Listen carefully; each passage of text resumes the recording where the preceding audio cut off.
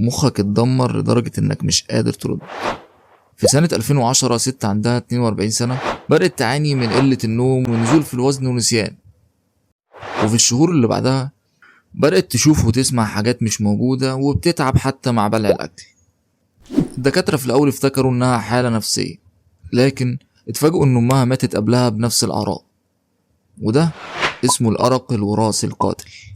الحكاية كلها سببها طفرة في جين بتخلي جزء من مخها يتاكل تدريجيا. ولمعلوماتك الجزء ده مسؤول عن تنظيم النوم. الست دي بعد 9 شهور من أول عرض دخلت المستشفى وماتت بعدها بساعات قليلة. والدكاترة بعدها عرفوا إن في قريب ليها عنده نفس الطفرة بس لسه ما ظهرش عليه أعراض. الخلاصة ممكن قلة النوم توصلك للموت. فلو عاوز تستفاد دايما اعمل فولو واكتب كومنت قولي فين المصادر.